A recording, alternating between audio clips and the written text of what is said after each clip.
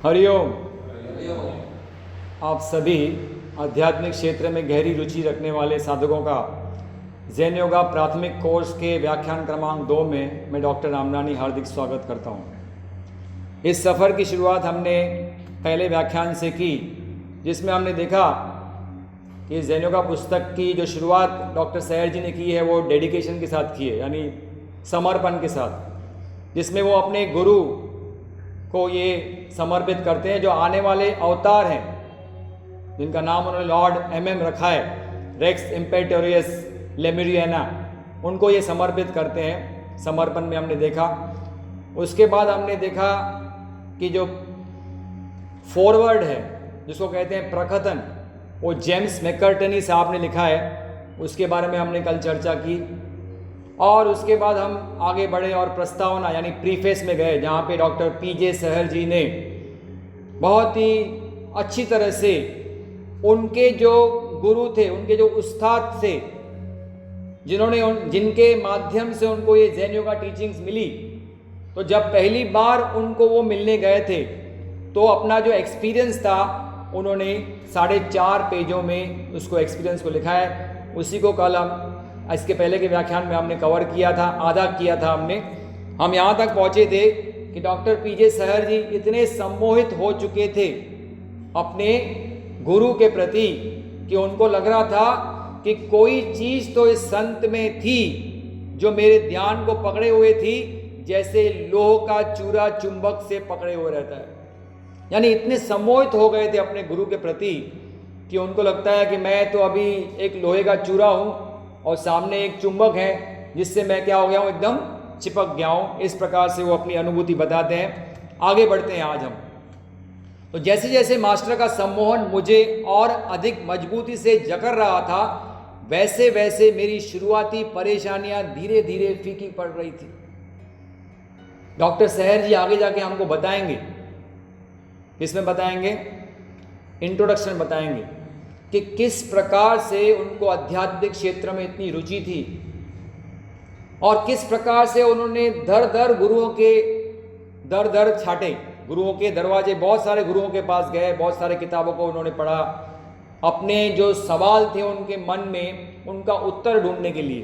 तो बहुत सारी उलझनें थी उनके ज़िंदगी में और वो उनका उत्तर ढूंढना चाहते। तो वही कह रहे हैं कि जैसे जैसे मास्टर का सम्मोहन बढ़ते जा रहा था, उनको जकड़ रहा था, पकड़ रहा था मजबूती से, वैसे वैसे जो उनकी शुरुआती जो उलझनें थी ना, वो धीरे धीरे अभी क्या हो रही थी, फीकी पड़ रही थी।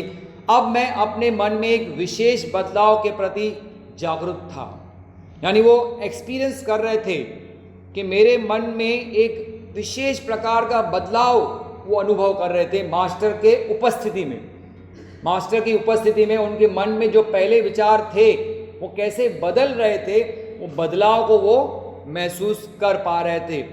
एक एक करके वे सभी प्रश्न जिन्हें मैंने होटल में बड़ी सावधानी से तैयार किए थे, अब त्याग दिए गए।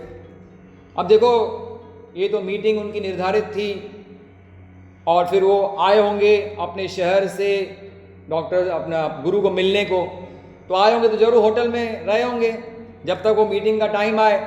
तो होटल में रहे होंगे, तो होटल में बैठ के उन्होंने बहुत ही सावधानी से प्रश्न लिखे, भाई ऐसा मौका मुझे मिल रहा है, ऐसे आध्यात्मिक क्षेत्र में उच्चतम गुरु को मिलने का मौका, तो आज तो उनसे मैं सभी प्रश्नों का उत्तर पूछ ही लूँगा। तो ऐसे बहुत सारी लिस्ट उन्होंने बनाई थी, लेकिन अब वो क्या हो रहे थे, एक एक करके जो इतने सावधानी से उन्होंने प्रश्न बनाए थे होटल में, अब लग रहे थे जैसे उसको मैंने त्याग दिए गए थे। वे अब कम से कम महत्व के लग रहे थे। उनका कोई महत्व नहीं लग रहा था कि ये इतने उनके सामने इतनी अनुभूति उनको महसूस हो रही। प्रैक्टिकल जब अनुभूति मिलती है तो सारे जो थियोरेटिकल क्वेश्चन होते हैं ना, आदमी के सिर धीरे धीरे विलीन हो जाते हैं। और न ही समस्याओं का हल जिन्होंने मुझे अब तक चिंतित किया था, वो अभी मुझे मामला लग रहा था। बहुत सारी समस्याएं होती है, हर एक की ज़िंदगी में समस्याएं होती है, तो वो हल ढूंढना चाहते थे, भाई गुरु से मिलूंगा तो मेरी समस्याओं का हल मिलेगा।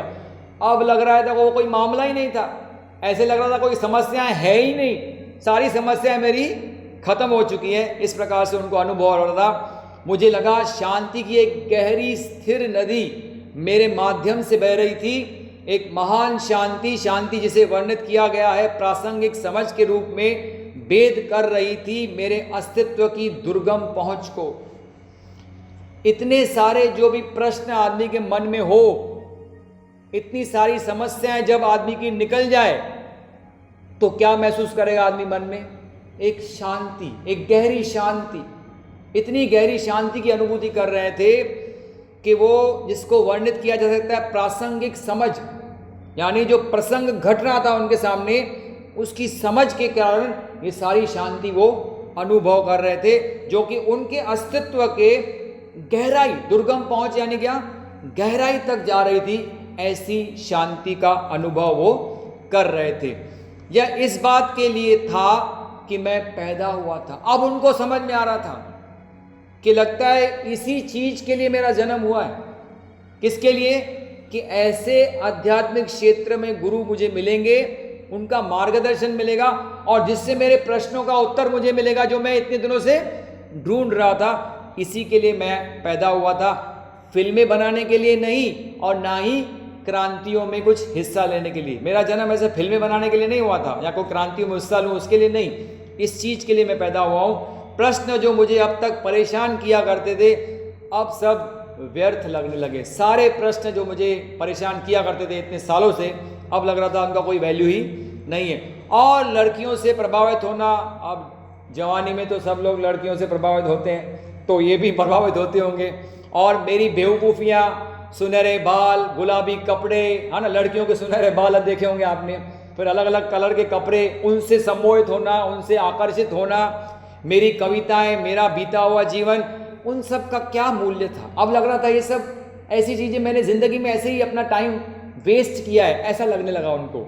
मेरे जीवन के बीते हुए वर्षों की समय अवधि अब कितनी छोटी लग रही थी। ऐसा लग रहा था वो बीत गया, वो बहुत छोटी अवधि थी। अब मेरी ज़िंदगी रियल शुरू हो रही है। आज से लगता है मेरी ज़िंदगी का जो रियल मकसद है उसको लेके मैं अभी आगे बढ़ने वाला हूँ। मैंने उस विश्राम की गहरी अनुभूति के आगे समर्पण कर दिया, क्योंकि देखो इतनी शांति का अनुभव कर रहे थे ना, तो खुद को पूरी तरह से समर्पित कर दिया। जैसे मैंने आपको कल बताया कि आप इस व्याख्यानों में आ रहे हैं तो खुद को पूरी तरह से समर्पित कर दो, जो पीछे का जो हमारा बैकग्राउंड नॉलेज है उसको त्याग दो। तो इन्होंने क्या किया? सारी परेशानी त्याग दी। तो ऐसी गहरी शांति का अनुभव कर रहे थे कि उनके प्रति उन्होंने क्या किया? अपने गुरु के प्रति पूरी तरह से उन्होंने खुद को समर्पण कर दिया। मुझे पता नहीं चला कि ये कितनी देर तक चला, पर निश्चित रूप से 1 घंटे से कम नहीं था। देखो, जब आदमी इतनी गहरी शांति का अनुभव करता है, खुद को पूरी तरह समर्पित कर देता है और पूरी तरह से उनका पूरा ध्यानस्थ हो गए अपने गुरु में, तो ऐसे समय में समय कैसे बीतता है पता ही नहीं चलता है। तो उनको पता ही नहीं चला कि ये जो शांति की अनुभूति उनको हो रही थी वो कितने समय तक चली। वॉच लेके बैठे तो नहीं थे, लेकिन कम से कम वो कह रहे हैं कि निश्चित रूप से 1 घंटे से कुछ कम ये मैंने शांति का अनुभव उससे कम नहीं था। जब मन की बनाई उलझनों की जंजीरें टूटती हैं तब समय का बीतना परेशान नहीं करता। ये जो मन में उलझने होती है ना, तो समय बीतता ही नहीं है।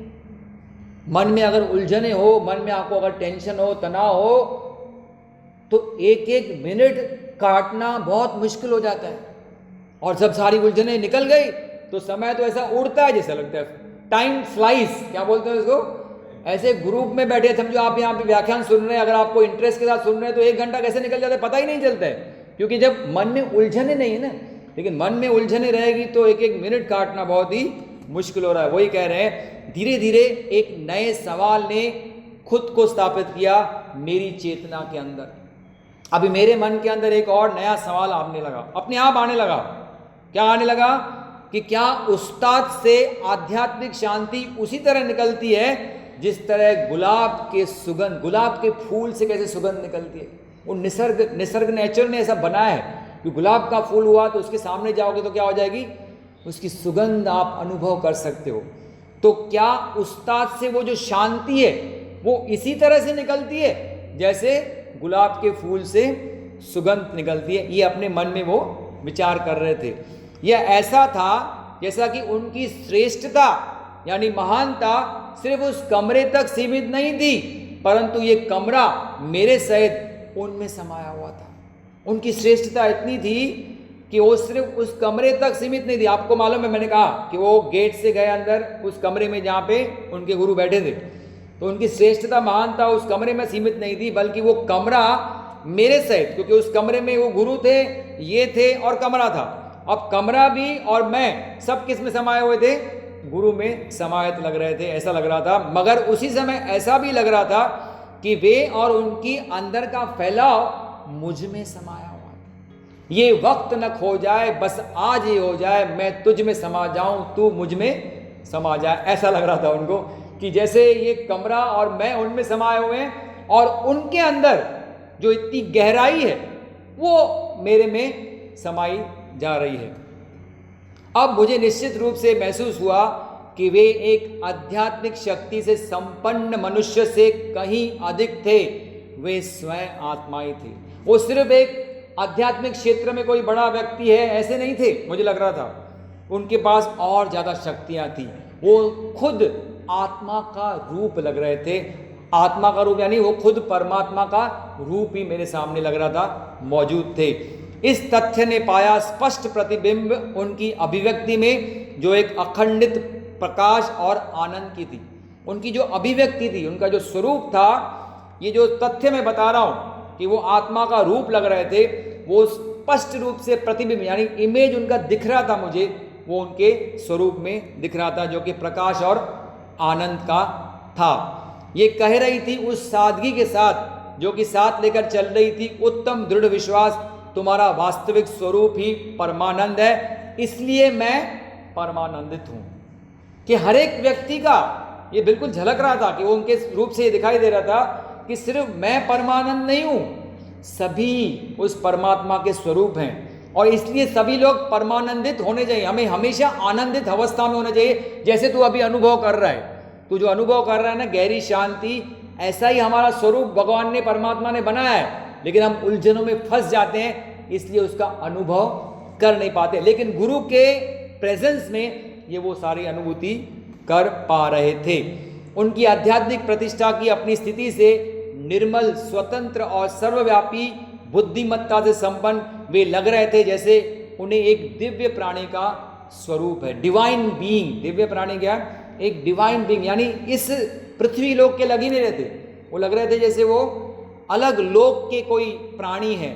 उनको ऐसा स्वरूप है तो भौतिक शरीर में, लेकिन जो उनका जो अभिव्यक्ति थी वो लग रहा था कि वो डिवाइन बीइंग है, ऐसा उन्हें महसूस हो रहा था। जितनी उनमें बुद्धिमत्ता समावेश थी, उससे कहीं ज़्यादा वे करुणा का उदाहरण प्रस्तुत कर रहे थे।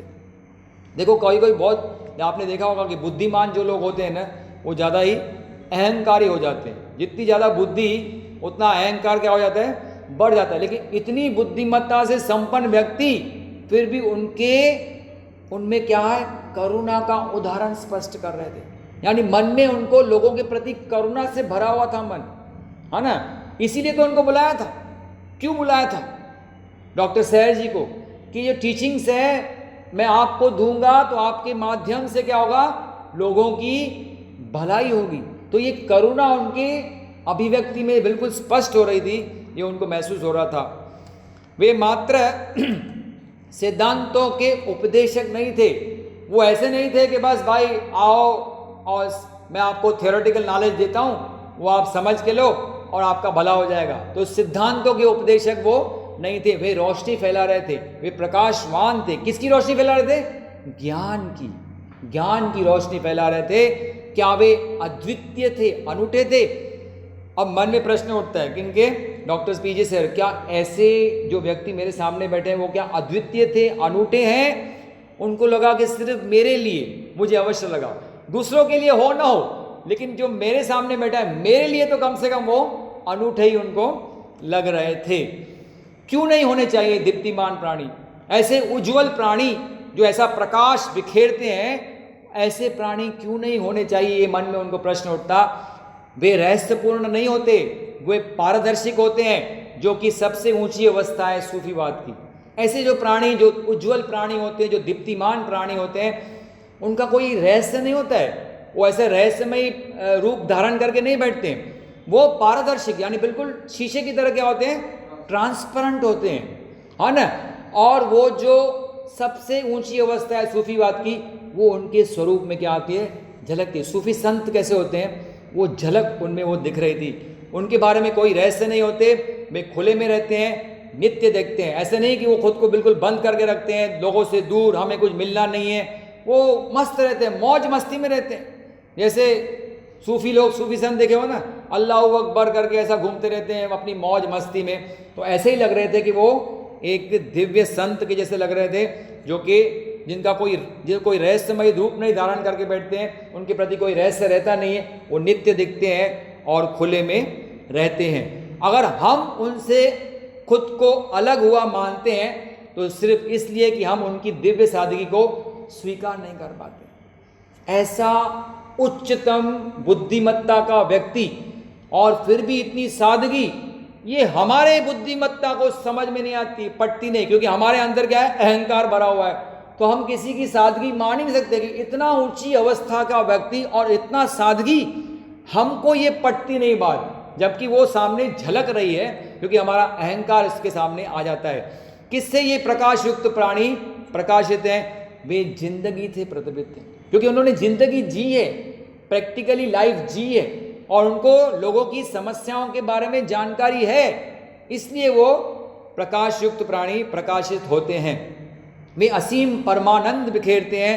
वे जानते हैं एक शांति और हर्ष जिसे सिर्फ अनुभव किया जा सकता है मानवता के अराजकता, अव्यवस्था के ऊपर। ये जो हम मनुष्य अपनी उलझनों में इतने उलझे हुए हैं कि हमारा जीवन बहुत ही अव्यवस्थित हो गया है, जिसको कहते हैं अराजक हो गया हमारा जिंदगी, इसके लिए हमें वो शांति की अनुभूति मिलती नहीं है। लेकिन इस सामने जो व्यक्ति मेरे बैठा था, उनसे वो शांति बिल्कुल झलक रही थी। फिर भी वे प्रतिबद्ध रहते हैं मानव परिवार के प्रति।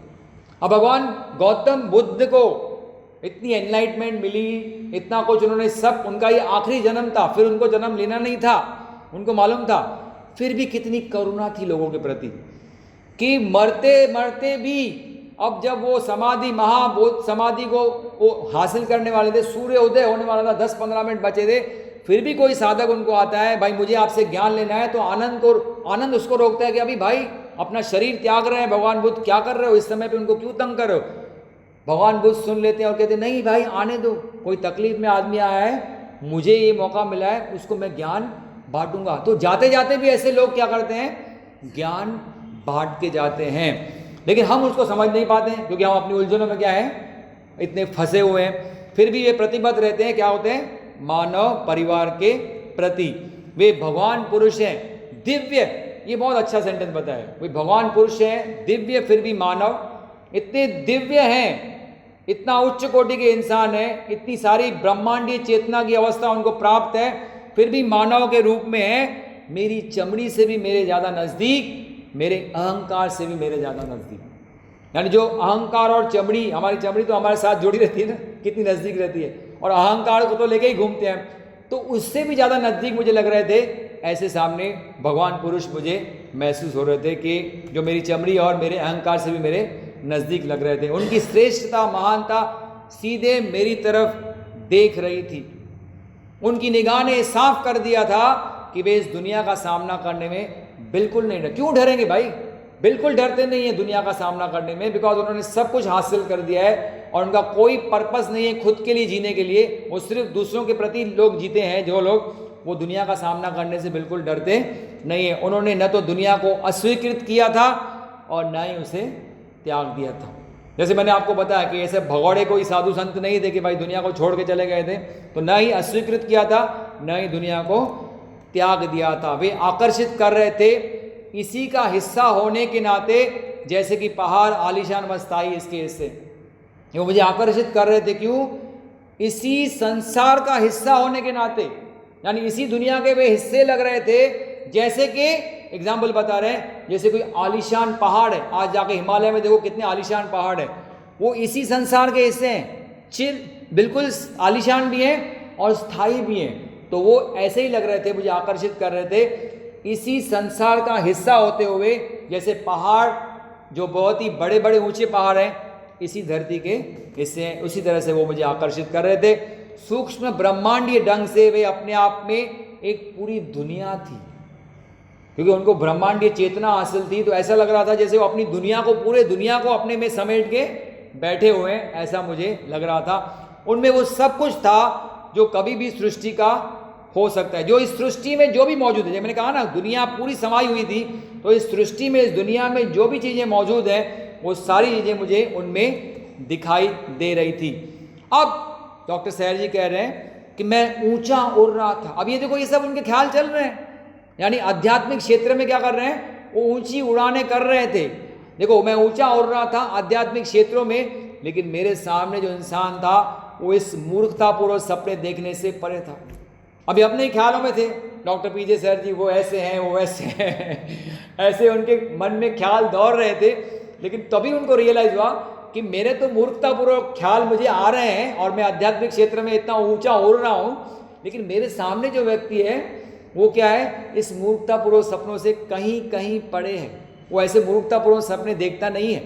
उन्हें मालूम था, किसको मालूम था, उनके गुरु को, कि इंसान थोड़ा ही बदलता है। इधर इंसान बदलता कहाँ है, कितनी भी कोशिश करो, कितना भी माथा पीटो, इंसान बदलता नहीं था। ये उनको मालूम था कि ये खतरनाक है आत्माओं से खेलना, और एक काफ़ी मुसीबत बड़ा है खुद की आत्मा को बचाना। यानी क्या है, हम बहुत ही कोशिश करते हैं लोगों को चेंज करने के लिए, है ना, उनको लेक्चर्स देंगे, उनको बैठ के काउंसलिंग करेंगे, समझाएंगे, भाई समझ समझ, तू बदल, ऐसा मत चल, ऐसा मत कर, ऐसा मत कर, ऐसा तकलीफ होगा। लेकिन इंसान बदलता कहाँ है, और ये खतरनाक है बोलता है। ऐसे इतने प्रकार से आत्माओं को आप खेल रहे हो, उस खतरनाक है, और खुद की आत्मा को बचाना भी बहुत ही खतरनाक सौदा है, इतना आसान सौदा नहीं है। उन्होंने मुझे सूचित किया बिना किसी शब्दों के हस्तक्षेप से कि इंसान एक ही चीज कर सकता है, और वो केवल एक चीज करने योग्य है। अब देखो, मास्टर बोले, कहा ना, कल भी आपको कहा था कि मास्टर बहुत ही सोचे समझे हुए शब्द इस्तेमाल करते हैं, कम बोलते हैं वो। अभी उनको सूचना दे रहे हैं इशारों में, बिना किसी शब्दों का हस्ताक्षेप करके, कि इंसान तो बदलता नहीं, उन्होंने बता दिया। अब इंसान सिर्फ एक चीज कर सकता है, और वो ही करने योग्य भी है। वो क्या चीज है, वो है अपनी आत्मा की खिड़कियों को साफ करना। हमारी आत्मा की खिड़कियों के ऊपर धूल जम गई है ना। हमारे जो अनुभव आए हैं ना, हमारे ज़िंदगी में जो अनुभव हम लोग इकट्ठे करते हैं, वो ऐसा धूल जम गई है हमारे आत्मा के ऊपर। तो वही कह रहे हैं कि एक इंसान, आदमी एक ही काम कर सकता है। क्या कर सकता है, कि अपनी आत्मा की खिड़कियों को साफ करना। जैसे प्रकाश अंदर प्रवेश करे, कि जो स्वर्ग है हर जगह हमारे आसपास में, अगर हम उसे देख पाए तो खुद को स्थापित कर पाए हमारे अंदर। दिखता ही नहीं ना हमको लगता है कि ये तो धरती पे पैदा हुए हैं, है ना, अब तो स्वर्ग नरक तो ऊपर है, अच्छे कर्म करेंगे तो स्वर्ग में जाएंगे, बुरे कर्म करेंगे तो क्या करेंगे, नरक में जाएंगे। तो इस प्रकार से लगता है। लेकिन वही कह रहे हैं कि अगर स्वर्ग जो हमारे आजू बाजू में ही मौजूद है भाई, उसको कहाँ दूर जाने की जरूरत नहीं है। अगर हम उसको देख पाएँ तो क्या कर रहे थे, कि वो जो उनके अंदर प्रकाश, अंदर जैसे मैंने बताया कि अगर हम खिड़कियों को साफ करेंगे ना, तो प्रकाश जो हमारे आसपास में है वो हमारे अंदर स्थापित हो पाएगा। यानी हमें अपनी आत्मा का ज्ञान प्राप्त हो सकता है, अगर हम बरोबर से अपनी आत्मा की खिड़कियों को खोल के रखें, साफ करें, तो ही होगा, नहीं तो नहीं होगा, जो कि हमेशा बंद ही रहती हैं। मैं इस परिवर्तनकारी प्रक्रिया के बहुत ही केंद्र में था। सब कुछ नृत्य और शारीरिक रूपांतरण के जैसे लग रहा था। ये जो मुझ में परिवर्तन हो रहा था ना, इस प्रक्रिया में जो मैं प्रोसेस से गुजर रहा था, उसके बिल्कुल सेंटर में था मैं अभी, है ना। और सब कुछ मुझे लग रहा था कि सब कुछ मेरे लिए कुछ मायने नहीं रखता है। मैंने बताया ना आपको, सब कुछ नृत्य था, और मेरे अंदर शारीरिक रूपांतरण जैसे अनुभव हो रहा था। उनका सामना करना आध्यात्मिक रूप से थकाऊ था। ऐसे विशेष व्यक्ति, ऐसे ऊंचे व्यक्ति का सामना करना कोई इजी नहीं होता है, जो कि कंटिन्यूसली आपको देख रहा हो, और आपको देख ही नहीं रहा है, आपको जज भी कर रहा है, आपके अंदर क्या चल रहा है, आपके मन को भी पढ़ रहा है। तो ऐसे आदमी को सामना करना इतना आसान नहीं हो जाता है, जो जिसके सामने हम कुछ छुपा ही नहीं सकते। हमारे मन में क्या लग रहा है, चल रहा है विचार, वो भी सामने वाले को समझ रहा है। तो ऐसे आदमी को फेस करना इतना आसान नहीं था, बहुत ही आध्यात्मिक रूप से थकाऊ था। और फिर भी मैं अनुभव कर रहा था एक अनोखे तरीके की शांति का, सुकून देने वाली गहरी और चिरस्थायी शांति का। यानी इतना थकाव होने के बावजूद भी मैं अंदर की जो मेरी शांति थी उसको मैं अभी तक भी अनुभव कर रहा था। ये उस इंसान की शांति थी जो किसी न किसी तरह से सक्षम थे उनके अतीत तथा वर्तमान अवस्था में सामंजस्य करने में। ये जो शांति थी ये उस इंसान की थी, यानी अपने गुरु के बारे में बता रहे हैं, जो कि सामंजस्य यानी हार्मोनी निर्माण कर पाए किसमें, अपने पास्ट में, जो पास्ट उनका गुजर चुका है और जो वर्तमान स्थिति है उनके बीच में उनका क्या हो गया है, हार्मनी, बैलेंस निर्माण हो चुका है। अब नहीं तो क्या होता है, हम लोग पास्ट की चीजें सोच के हम लोग क्या होते हैं हमेशा डिस्टर्ब, तो हमारी हार्मोनी रहती नहीं। लेकिन उनकी पास्ट की चीजें उनको कोई वर्तमान की अवस्था को उनको बिगाड़ नहीं रहती, यानी वो हार्मोनी निर्माण कर चुके थे पास्ट और वर्तमान में। अब लेकिन भविष्य का क्या, अब ये सोच रहे हैं कौन, डॉक्टर। अब वर्तमान में और पास्ट में तो उन्होंने सामंजस्य निर्माण किया, लेकिन भविष्य का क्या भाई, क्या मनुष्य की भविष्य की स्मृतियों को याद किया जा सकता है। अब ये डॉक्टर सैर जी मन ही मन प्रश्न पूछ रहे हैं, खुद मन में प्रश्न आ रहा है उनके, लेकिन ये प्रश्न उनका नहीं है, ये प्रश्न उनके गुरु के माध्यम से ही आ रहा है कि भाई अतीत और वर्तमान के बीच में तो सामंजस्य कर लिया, लेकिन फ्यूचर का क्या भाई, क्या ऐसी शक्ति मनुष्य में आ सकती है जिससे जो फ्यूचर में घटने वाला है, फ्यूचर की स्मृतियां यानी मेमोरी, जिसको कहते हैं प्री विजन, यानी आगे जो चीजें घटने वाली है, क्या उसका भी स्मरण मनुष्य को हो सकता है। गलत शब्दावली के आधार पर हम इस तरह की याद को पूर्वानुमान या तो पूर्वाभास कहते हैं, जिसको कहते हैं इंग्लिश में इंट्यूशन। इंट्यूशन मैंने क्या कि जो चीजें अभी तक घटी नहीं है, जो फ्यूचर में घटने वाली है, उसको पहले से हमारी स्मृति में आ जाए, यानी उनको पहले ही मालूम पड़ जाए कि फ्यूचर में क्या घटने वाला है। ये उनके मन में सवाल आया, किसके मन में, डॉक्टर पीजे सैर के मन में। ये असाधारण झलक शामिल करती है वो सब कुछ जो समय में हो सकता है, उस्ताद ने समझाया। अब उनको पहले ही मालूम पड़ गया कि इनके मन में क्या चल रहा है, तो ये क्या बोल रहे हैं, असाधारण झलक, जो तू सोच रहा है ना कि फ्यूचर को देखा जा सकता है, वो शामिल करती है वो सब कुछ जो इस समय में हो सकता है। एक स्केल लो, स्केल है ना, स्केल, उसमें ये प्रेजेंट टेंस है, ये पास्ट टेंस है और ये क्या है, फ्यूचर टेंस है। जो इस समय अवधि में जो भी चीज घटी चुकी है, जो पास्ट में घट चुकी है या फ्यूचर में घटने वाली है, अगर आप प्रेजेंट में इस समय स्केल में आते हो, उसी समय के स्केल में आते हो, तो आपको पास्ट का भी और फ्यूचर का ज्ञान हो सकता है, पूरी झलक मिल सकती है। वही उस्ताद ने यहाँ पे उनको समझा रहे हैं कि ये पॉसिबल है कि आपको आगे का भी जानकारी हो सकती है। और न ही ये अर्ध सर्वज्ञता, अर्ध सर्वज्ञता यानी क्या, सर्वज्ञता यानी पूरा ज्ञान, अर्ध सर्वज्ञ यानी पूरा नहीं है, थोड़ा आधा अधूरा है, एकदम परफेक्ट नहीं है। सर्वज्ञता यानी संसार के सभी चीजों का पूरा ज्ञान, वो नहीं। अर्ध सर्वज्ञ सीमित है, अवरुद्ध है, बाधित है या गतिरोधक है, हमारे कृत्रिम समय के विभाजन से अतीत, वर्तमान और भविष्य में, और न ही उस बात का संबंध है मेरे मरे हुए के अनुभवों से कम याद किए हुओं को या तो अतीत के भूले हुओं से। यानी वो बता रहे हैं कि जो आप सोच रहे हो ना मन में कि क्या हम पास्ट, प्रेजेंट और फ्यूचर का ज्ञान हो सकता है, तो ये बाधित नहीं है।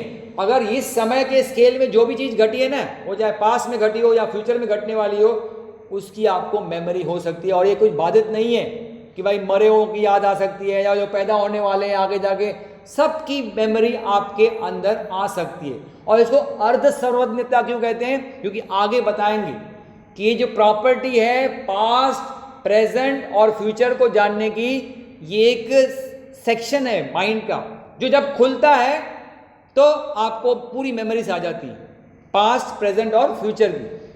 और वो है सेक्शन 3, वो आगे बताएंगे हमको।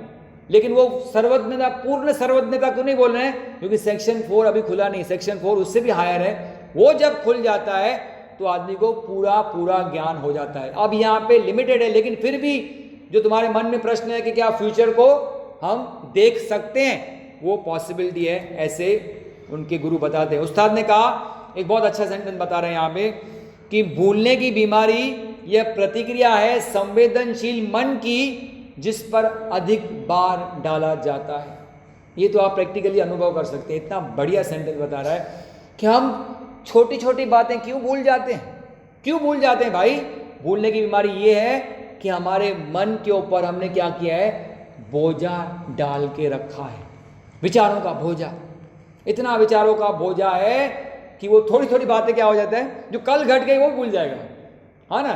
तो ये इसलिए होता है क्योंकि हमने क्या किया है, उस पर मन पर बहुत ही संवेदनशील मन, ये बहुत ही सेंसिटिव मन है ना, इसके ऊपर आप ज़्यादा बोझा डालोगे तो हर चीज़ वो क्या हो जाता है, भूल जाता है। शक्ति प्राप्त की जा सकती है, अभी लास्ट सेंटेंस सुने कैसे बोल रहे हैं उनके गुरु, शक्ति प्राप्त की जा सकती है सम्मोहक बाधाओं को निकालने के लिए जो दोनों दिशाओं में स्वतंत्र बहने वाली स्मृति की निरोधक है, बशर्ते वो कह रहे हैं कि तेरे मन में प्रश्न है ना कि फ्यूचर को हम देख सकते हैं कि नहीं, तो वो कह रहे हैं कि आपके मन में इतनी शक्ति प्राप्त की जा सकती है जिससे जो भी इस टाइम स्केल में, मैंने आपको बताया ना ये जो टाइम की स्केल है, पास्ट फ्यूचर सब देखा जा सकता है, बशर्ते यहाँ पे जब वो बोल रहे थे कि आगे बता नहीं वाले थे, तो वहाँ पे उनका जो बातचीत थी वो तोड़ दी जाती है। कैसे? यह अवधि उस क्षण टूटी जब किसी ने घोषणा करने के लिए प्रवेश किया कि दोपहर का भोजन तैयार था। वो आपको बताया था ना स्टार्टिंग में, जब एंट्री करते तो एक बाहर चैम्बरलिन एक साधक बैठा था जो उनको कह रहा था कि जूते निकालो, तो वो अंदर आता है और कहता है भाई अब आप अपनी बातचीत को रोकें क्योंकि क्या है, दोपहर का भोजन तैयार हो चुका है। उस टाइम पे वो बातचीत टूटती है। मैं आश्चर्यचकित था देखकर कि मेरा हाथ और टकना पूरी तरह से ठीक हो चुका है। यानी वो आपको बताया था, वो जब उन्होंने कहा था कि जूते निकालो तो ये खुश हो रहे थे, अच्छा वो जूते निकालने को कहा क्योंकि मेरे टकने में मोच आई थी और मुझे दुख रहा था, और वो जो मोच आई थी, जो हाथ दुख रहा था, अब वो देख रहे हैं तो वो पूरा जो दुखना था पूरा समाप्त हो गया था। वो आश्चर्यचकित हो जाते हैं। मैं अभी भी संघर्ष कर रहा था अपने कृतज्ञ अचंभे पर और मुझे एक आलीशान भोजन कक्ष में ले गया गया। मैं अभी भी अचंभित था कि ये सब कैसे हो गया, कि मेरा इतना दर्द था, मेरा टखने में इतना दुख रहा था और वो कैसे ठीक हो गया। मैं ऐसी अचंभे से अभी निकल ही नहीं पाया था कि वो लोग मुझे कहाँ पे लेके गए, एक आलीशान डाइनिंग हॉल में लेके गए जहाँ पे भोजन तैयार था।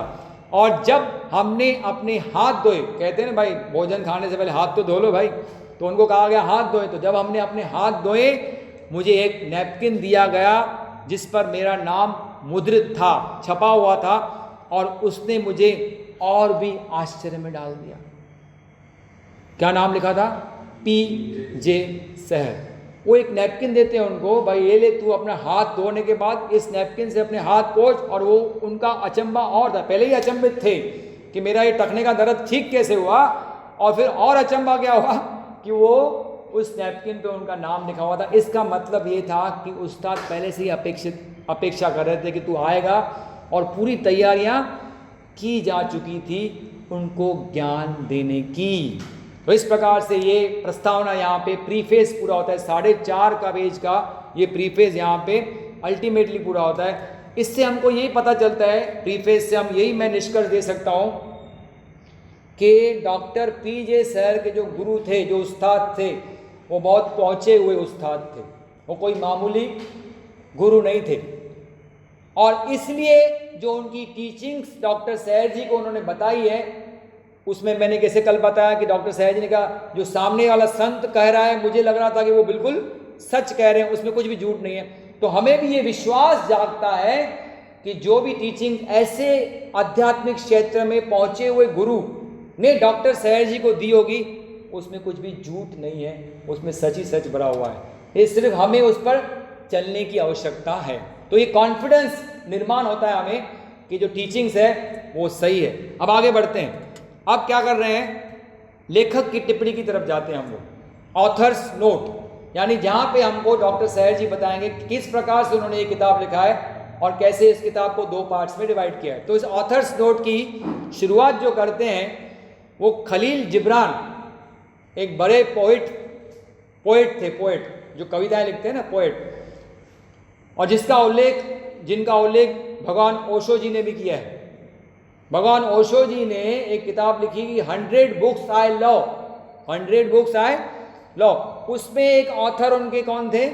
खलील जिब्रान। उनके बारे में कहते हैं कि ओशो जी को इतनी अंतर्दृष्टि थी कि वो किसी भी आदमी को देख के पहचान पाते थे कि आदमी स्पिरिचुअली इनलाइटन हो गया है या होने वाला है। कब होने वाला है? अब होने वाला है, थोड़े समय में, कि बहुत समय लगने वाला है। ये उनको अंतर्दृष्टि उनके पास थी। तो ऐसा कहते हैं, डॉक्टर आशीष शुक्ला बताते हैं अपने व्याख्यानों में, अपनी कमेंट्री में, कि खलील जिब्रान को अकॉर्डिंग टू ओशो वो स्पिरिचुअलिटी के बहुत ही आध्यात्मिक, स्पिरिचुअल या आत्मज्ञान को प्राप्त होने के बहुत ही क्या थे, नज़दीक थे। इसके लिए उनकी जो कविताएं थी उनमें बहुत ही गहराई थी। और उसी एक कविता का एक छोटी सी पैराग्राफ यहाँ पे वो कोटेशन के रूप में रख रहे हैं स्टार्टिंग में, लेखक की टिप्पणी में। और क्या था मुझे आश्चर्य करने के लिए कि वह मुझसे नाराज हो गई या हो गया, क्योंकि उसने मुझे गुमराह किया था। अब मैं अपनी हैरानी की बात क्या बताऊं भाई, वो आदमी मुझसे नाराज हो जाता है जिसने मुझे गुमराह किया। यहाँ पे एग्जाम्पल बता दें आशीष शुक्ला जी कि एक प्रेमिका है, वो अपने प्रेमी से नाराज हो जाती है कि भाई तू, मैंने टाइम दिया था तो 5:30 को, तू 5:30 क्यों नहीं आया, वो 6 बजे क्यों पहुंचा, तू आधा घंटा लेट क्यों आया, उससे नाराज हो जाती है। जबकि अपने प्रेमी को गलत रास्ता बताने वाली वो खुद थी। अब जब आदमी को गलत रास्ता बताओगे तो वो लेट तो आएगा ही, वो समय पे कैसे आएगा। तो इस प्रकार से इसकी शुरुआत खलील जिब्रान की इस कविता से करते हैं, लेखक की टिप्पणी में डॉक्टर पीजे सहर में कहते हैं आगे कि इस किताब को 2 भागों में लिखा गया है, भाग 1 और भाग 2। ओरिजिनल किताब में एक ही किताब में पार्ट 1 पार्ट 2 है। हमने जो हिंदी में जैन योगा लाया है उसको हम लोगों ने क्या किया है, 2 हिस्सों में अलग अलग किताब करके भाग 1 भाग 2 में लाया है। तो इसी तरह से ओरिजिनल किताब में भी 2 भाग हैं। अब भाग 1 में क्या है और भाग 2 में क्या है। भाग 1 में व्यवहारिक विधियां और सूत्र हैं जिन्हें सरल भाषा में लिखा गया है, जो कोई भी समझ सकता है। अब इन्होंने तो कह दिया ये सरल भाषा में लिखा हुआ है और कोई भी समझ सकता है, लेकिन इतना सरल भाषा नहीं है। ये अभी देखा ना आपने प्रस्तावना की भाषा तो कोई सरल नहीं थी। हाँ, कोई समझाने वाला मिले, जैसे हम बहुत ही लकी हैं कि आशीष शुक्ला जी मुझे मिले, है ना, और हमें मिल रहे हैं डीप नॉलेज के माध्यम से। उन्होंने जो हिंदी में रूपांतरण किया है इस किताब का, कमेंट्रीज की है यूट्यूब चैनल पे डीप नॉलेज में, उसकी वजह से कुछ मैं समझ पाया, नहीं तो इतना आसान नहीं है समझना। लेकिन क्या बता रहे हैं कि भाग 1 में पूरी व्यावहारिक विधियां हैं। व्यावहारिक समझते, व्यावहारिक यानी क्या, प्रैक्टिकल विधियां हैं।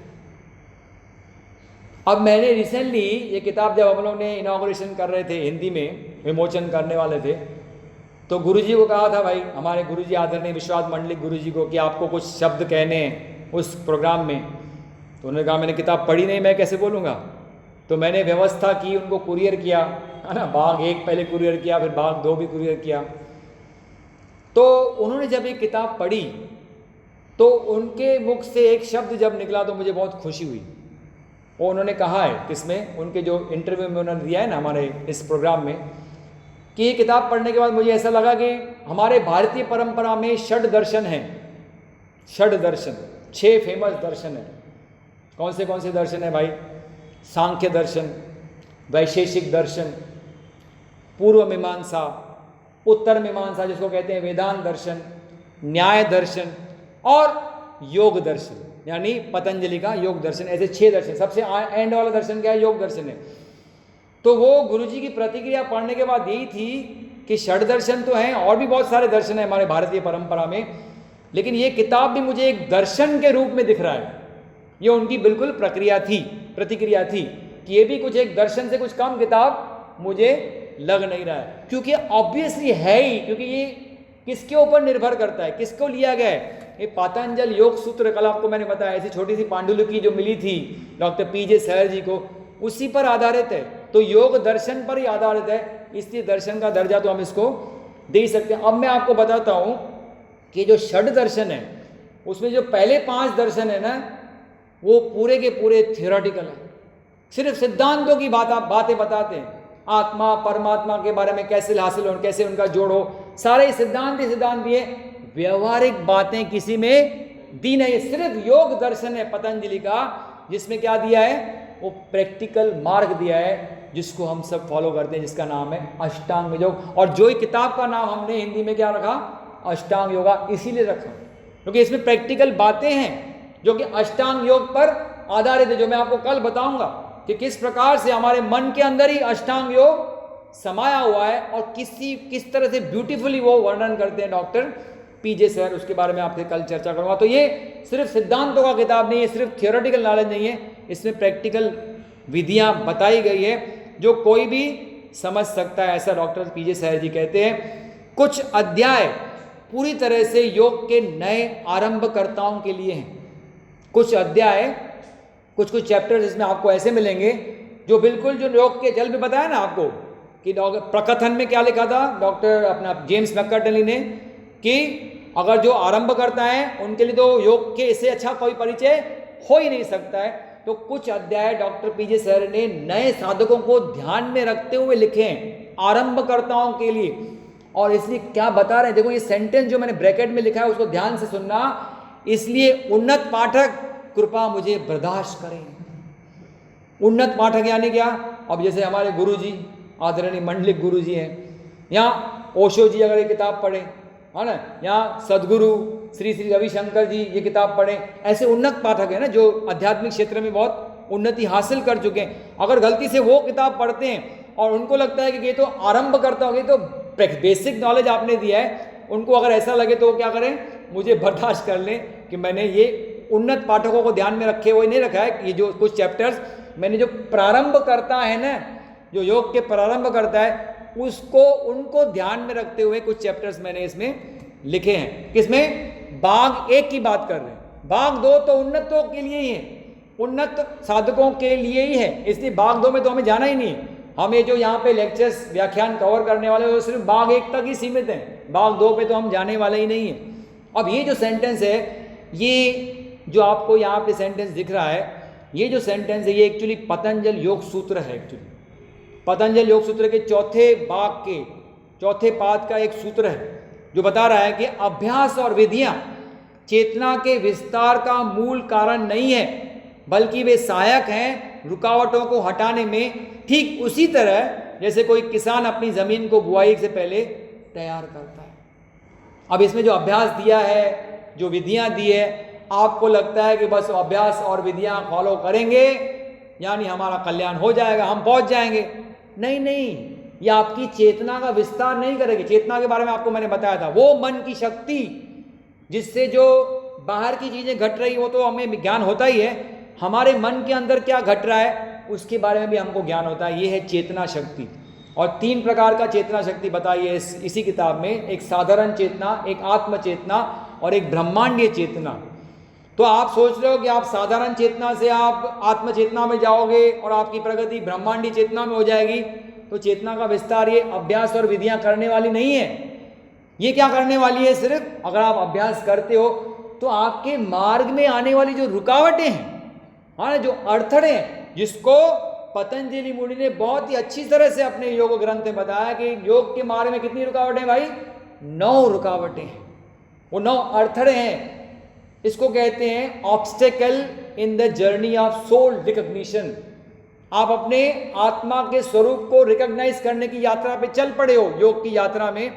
तो उस यात्रा में जब आगे बढ़ते हो तो कुछ क्या होती हैं? ऑब्स्टेकल्स आते हैं, कुछ रुकावटें आती हैं, कुछ अड़थड़े आते हैं। तो ये जो अभ्यास करोगे और ये जो विधियां को आप पालन करोगे, ये आत्मा की चेतना को क्या करेंगे? ऊपर नहीं उठाएंगे, बल्कि जो अड़थड़े हैं ना उसको साफ कर देंगे। और जैसे ही अड़थड़े साफ हो जाएंगे, अपने आप आपकी चेतना का क्या हो जाएगा? आगे बढ़ने लगेगी। तो यही काम कर, जैसे क्या करता है एक किसान को आपने देखा होगा, जब बीज बोता है तो पहले क्या उसको क्या करता है? जमीन को उसको तैयार करता है ना, उसको हल चला के उसको क्या करता है? तैयार कर, तब जाके उसमें बीज बोता है, तब जाके वो पेड़ बनता है। उसी तरह से ये जो अभ्यास करोगे ना, ये आपकी अड़थड़ों को क्या कर देगा? बिल्कुल साफ कर देगा। आगे बताते हैं, कुछ विचार परस्पर विरोधी दिखाई देंगे। वो इसलिए नहीं कि मैं 2 मन का हूं। कुछ हो सकता है पाठकों को ऐसा लगे कि आपके विचार तो मुझे पट नहीं रहे हैं और मुझे विरोधी लग रहे हैं। वो ऐसा मत समझना कि मेरे मन में कुछ द्वंद्व है। 2 मन का यानी क्या? कि मेरे मन में कुछ द्वंद्व है कि शायद मुझे उस टाइम लिखने के टाइम मुझे समझ में नहीं आया और मैंने कुछ उल्टे सुल्टे विचार लिख दिए। ऐसा नहीं है, परंतु ये सिर्फ पाठकों को प्रोत्साहित करने के लिए कि वो स्वीकार न करें जो लिखा गया है, परंतु आराम से बैठें और विचार करें। कितना स्पष्ट रूप से बताते हैं सर जी, कोई लेखक बताने को तैयार नहीं है कि वो नहीं कह रहे कि आप अंधविश्वास से बस विश्वास कर लो, जो लिखा है वो आप मान लो, बस ये सही है। नहीं, आप उसके ऊपर चिंतन करो, विचार करो, मनन करो, फिर अगर आपको पटता है तो उसको स्वीकार करो, ऐसे स्वीकार मत करो। आगे क्या बता रहे हैं वो, जहां पर भी इस प्रकार का विरोध हो कि आपको कुछ बातें इस किताब की पटे नहीं, आपके मन में कुछ विरोध हो रहा है इनके बारे में, तो दूसरी बार पढ़ने से ये व्याख्या को और साफ तौर से प्रकट कर देगा। इसलिए डॉक्टर सीजे सैयर जी कहते हैं कि किसी भी अभ्यास, इस किताब में जो भाग 1 में जो अभ्यास बताए हैं, जो विधियां बताई है, उसको घाई करके शुरू मत करें। उससे पहले क्या करें, सबसे बड़ा अभ्यास क्या है कि इस किताब को कम से कम 2 बार पढ़ें। इसलिए किताब 1 के अंत के पेज में हमने लिख दिया है कि आपकी आध्यात्मिक क्षेत्र की जर्नी अभी यहाँ पे पूरी नहीं हुई है, अभी तो यहाँ से शुरुआत है। तो इसको क्या करो, दूसरे अध्याय, दूसरे भाग पे जाने से पहले इसी भाग को क्या करो, फिर से एक बार पढ़ लो। तो फिर क्या है, जो भी विरोध आपके मन में निर्माण हुआ था, दूसरी बार पढ़ने से वो आपका अपने आप साफ हो जाएगा। जो विरोध मन में आया था वो पूरी तरह से निकल जाएगा। भाग 1 में जो मार्गदर्शन और विधियां हैं वो सिफारिश किए गए हैं मुख्य कार्यों के लिए, जैसे भोजन, नींद, सेक्स और सांस लेने की प्रक्रिया। भोजन, नींद, सेक्स, सांस लेने की प्रक्रिया। अरे आप तो बोल रहे हो ये किताब का नाम है ज़ेन योगा यानी ध्यान योगा, तो ध्यान योगा में ये बातें कि भोजन के बारे में बताओगे आप हमको, हाँ, नींद के बारे में बताओगे, जैसे हमको कोई नींद के बारे में मालूम ही नहीं है, सेक्स के बारे में हमको गाइड करोगे और सांस के बारे में, तो ये क्या होने वाली है। लेकिन यही कर रहे हैं कि जो मार्गदर्शन और विधियां बताई है ना, इन्हीं चीज़ों पर पूरा ध्यान दिया गया है। हमको ये बहुत ही हल्की चीज़ें लगेगी अभी, लेकिन जैसे जैसे आप आगे बढ़ोगे तो इनकी गहराई आपको समझ में आएगी कि किस प्रकार से अगर आपके मन के विचारों को नियंत्रित करना है और उसको ध्यान करने योग्य बनाना है, तो जब तक इन 4 चीज़ों की, उसके ऊपर 5वीं चीज़ और आएंगी, वो बताएंगी। तो पहला चैप्टर ही उसी के साथ शुरू होता है कि हमारे माइंड में जो ड्रिफ्ट्स आती हैं, जो महाव आता है, जो हमारा मन बैठे बैठे भी आपका मन बह जाता है, यहाँ पे लेक्चर चल रहा है लेकिन मन तो कहाँ दूसरी जगह पहुँच गया, तो वो ड्रिफ्ट्स जो है ये 5वीं चीज़ है। इन 5 चीज़ों के ऊपर हमको ध्यान देखा है, उसी का मार्गदर्शन किया गया है भाग 1 में। अब यहाँ पे और एक चीज़ मस्त बताते हैं, ये एक नए सिद्धांत को प्रस्तुत करने के ख्याल से नहीं किया गया है।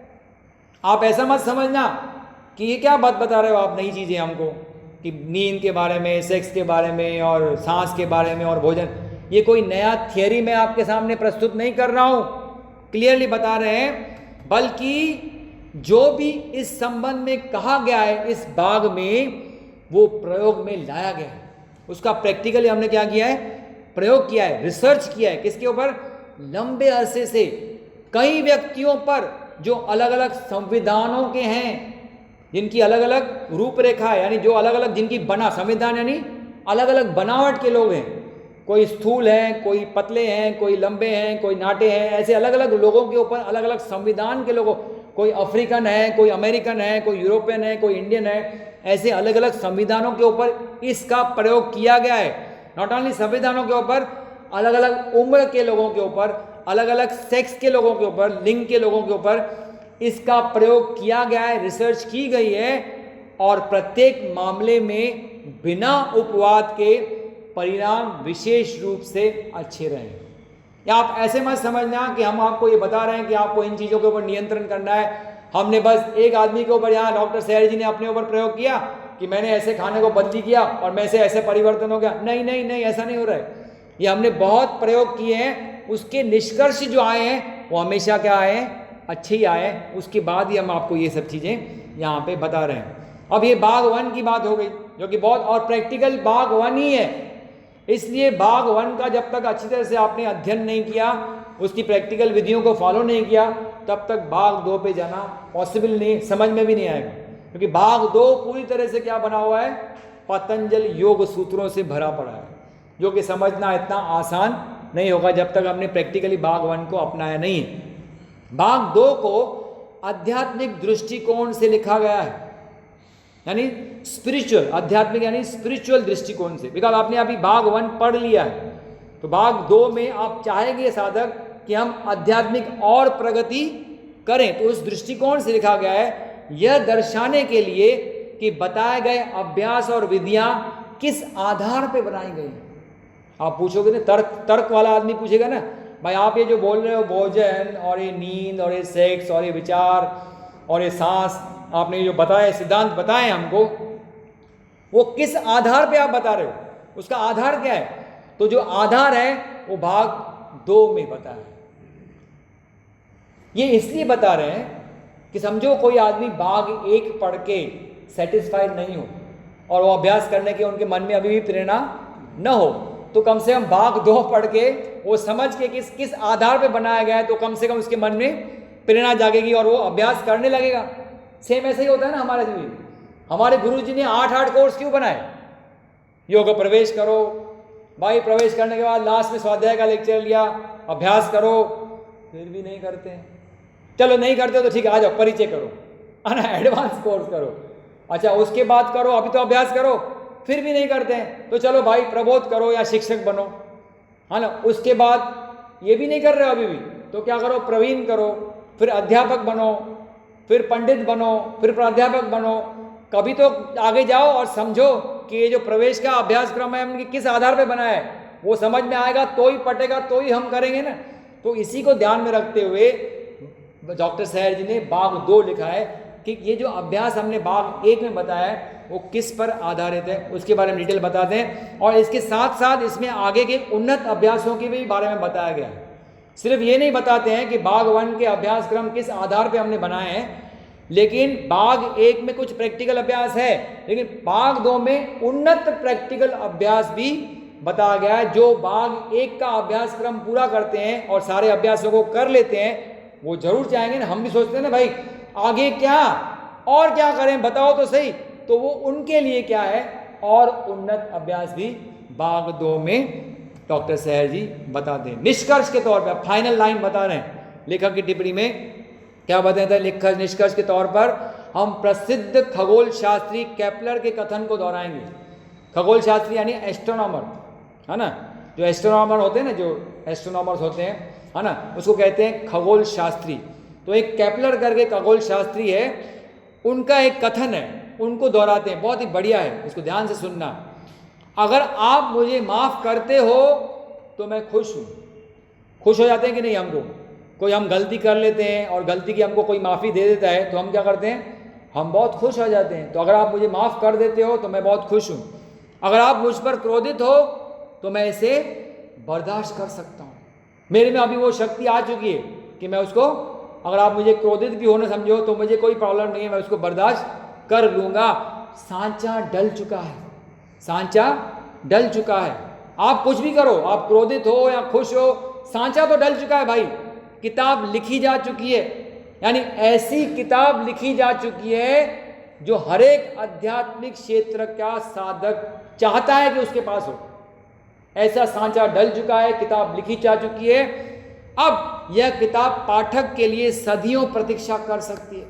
आपके किताब में आ भी जाए, हाथ में आ भी जाए, और अगर आप नहीं भी पढ़ते हो तो किताब रेडी है आपके लिए, प्रतीक्षा करेगी। इस जन्म में नहीं, अगले जन्म, जन्मों जन्मों तक आप नहीं पढ़ते हो ना, तो किताब आपके लिए प्रतीक्षा कर सकती है। ठीक उसी तरह से जैसे ईश्वर ने एक प्रेषक के लिए 6000 साल प्रतीक्षा की थी। ऐसे क्रिश्चियनिटी में मानते हैं कि परमात्मा ने, ईश्वर ने धरती तो बना दी, ये सब चीज़ें, ग्रह तारे, ये गैलेक्सी बना दी, लेकिन इंसान को आने के लिए 6000 साल लग गए। कितने लगे भाई? तो ईश्वर ने जब 6000 साल, उनकी इतनी धैर्य था उनमें, उन्होंने वेट किया, इंसान के आगमन की प्रतीक्षा की, तो ये किताब भी आपके लिए सदियों तक इंतज़ार करती है। तो जब आपको समझ में आए, पटे, तब तक आपका इंतज़ार करेगी। और आप तब अगर क्रोधित भी होते हैं तो वो बर्दाश्त कर लेंगे, और अगर आप माफ़ करते हैं तो वो बहुत खुश हो जाते हैं। किताब तो लिखी जा चुकी है, सांचा डल चुका है। इस प्रकार से डॉक्टर सहर जी यहाँ पे अपनी लेखक की टिप्पणी पूरी करते हैं। अब इसके बाद क्या है, डायरेक्टली इसके बाद चैप्टर 1 शुरू नहीं होता है। जैसे मैंने आपको बताया हमने क्या क्या कवर किया अब तक इस 2 व्याख्यानों के अंदर। समर्पण से शुरुआत की, फिर फॉरवर्ड प्रकथन देखा जेम्स मकर्टनी साहब का, फिर प्रस्तावना में देखा कि कैसे उस्ताद के साथ उनकी भेंट हुई, और फिर ऑथर्स नोट यानी लेखक की टिप्पणी देखी, अब इसके बाद लगता है कि अब तो चैप्टर 1 आएगा, लेकिन अभी भी चैप्टर 1 बहुत दूर है। अब कम से कम 5 व्याख्यान और लगने वाले हैं।